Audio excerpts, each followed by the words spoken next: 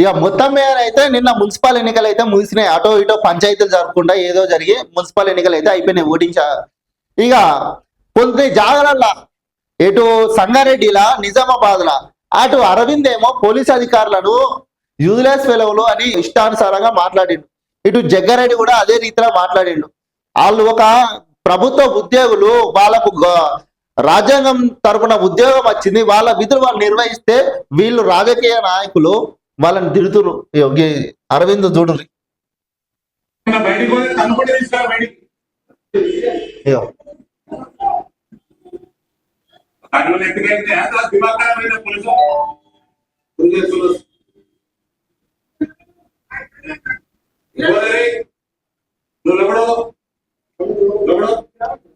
ఇదే అరవింద్ కళ్ళు నెత్తికెక్కినాయా, తమాషా ఎత్తురా, ఇష్టానుసారంగా మాట్లాడుతుండు, బలిసిందా అని మాట్లాడుతుండు. ఈయన జగ్గారెడ్డి చూడరు.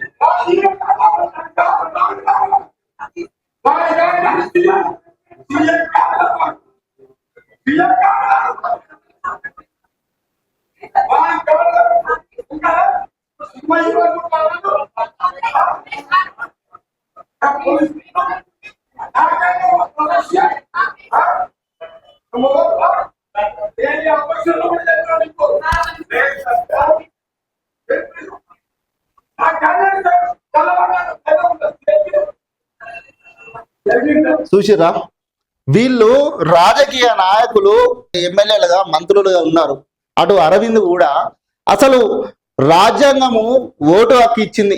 కేవలం వీళ్ళు కూడా ప్రభుత్వ ఉద్యోగులు కూడా వీళ్ళకి ఓట్లు ఎత్తారు. వాళ్ళ విధులు వాళ్ళు నిర్వహిస్తుంటే వీళ్ళు ఇష్టానుసారంగా వాళ్ళను ఇంత గలీజ్గా మాటలు మాట్లాడు ఎందుకోసం? అసలు సమాజంలో అసలు ఏం జరుగుతుంది?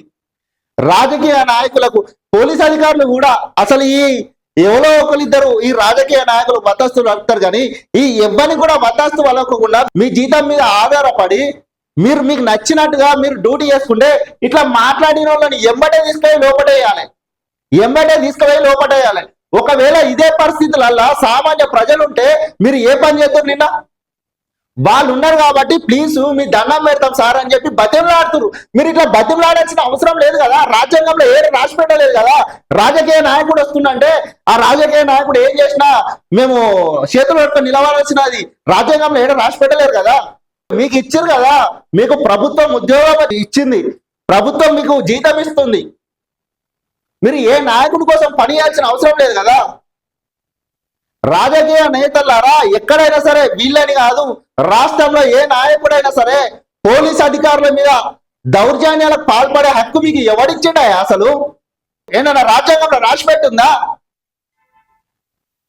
వాళ్ళు జీతాల కోసం వాళ్ళు పని చేస్తున్నారు. ఇండ్లల్లా పిల్లల్ని నిడిచిపెట్టి జీతాల కోసం ఏడే డ్యూటీలు ఎత్తే అడిగిపోయి పని చేస్తున్నారు. వాళ్ళ విధులు వాళ్ళు నిర్వహించుకుంటున్నారు. మీరు పోయి ఇష్టానుసారంగా మాట్లాడేది అంటే మీకో న్యాయం, వాళ్ళకో న్యాయమా? మీరు ఓట్లు అడిగేటప్పుడు మీరు పోయి ఎట్లా బతిమలాడతారు? గింతనైనా సిగ్గుండాలి కదా. ఇక కొంతమంది రెడ్ బుక్లలో రాసి పెట్టుకున్నాము, ఈ పోలీసుల సంగతి చూస్తామంటారు. పోలీస్ వ్యవస్థ, పోలీస్ అధికారులారా, మీరు మారుర్రి.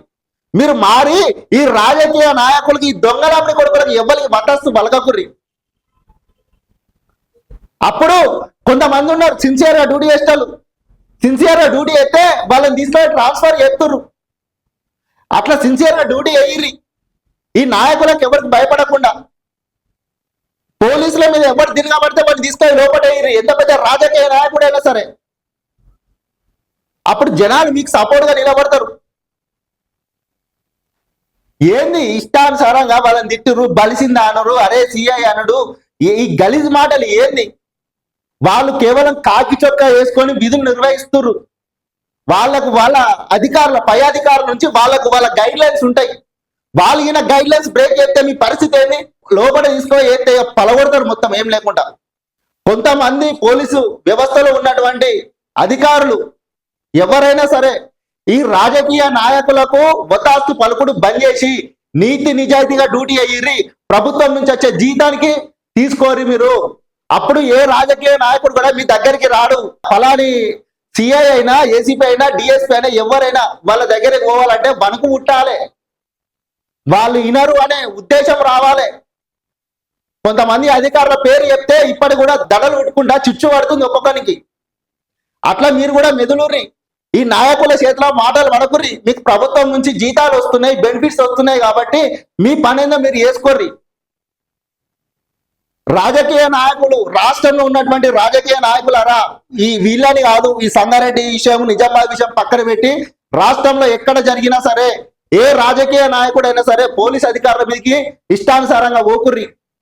వాళ్ళ అధికారులు వాళ్ళ గైడ్ లైన్స్ ప్రకారం వాళ్ళ విధులు వాళ్ళు నిర్వహించుకుంటారు. వాళ్ళ గైడ్ లైన్స్ వాళ్ళు తప్పలేరు, వాళ్ళ విధులు వాళ్ళు నిర్వహించుకుంటారు.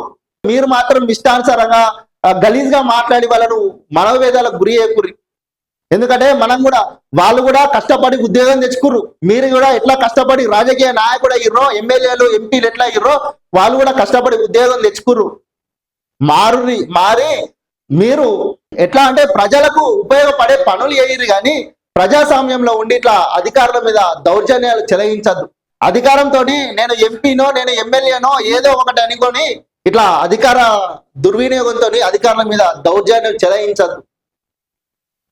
సమాజంలో మార్పు రావాలి. ఇప్పటికైనా రాజకీయ నాయకులైనా అటు అధికారులైనా సరే ఇంత గలీజు వ్యవస్థలో బతుకుతున్నామంటే ఇలా ఒకవేళ సామాన్య ప్రజలుంటే పరిస్థితి ఏంది? నిన్నటి రోజు పోలీస్ యంత్రాంగంలో, ముఖ్యంగా పోలీస్ యంత్రాంగంలో పనిచేసే అధికారులు, పై ఆఫీసర్లు అయినా సరే, చిన్న చిన్న ఉద్యోగస్తులైనా సరే, కేవలం మీరు ప్రభుత్వం నుంచి వచ్చే బెనిఫిట్స్ కోసం, మీ ప్రభుత్వం నుంచి వచ్చే జీతం కోసం పనిచేయర్రి. రాజకీయ నాయకుల కాడ వతాస్తు పలకకుర్రి. ఇట్లా మీరు రాజకీయ నాయకుల కాడ ఎవడో ఒకడు వతాస్తు పలికితే ఇది పరిస్థితి ఉంటది. కాబట్టి మంచిగా ఆలోచించుకొని ఉద్యోగాలు చేయర్రి.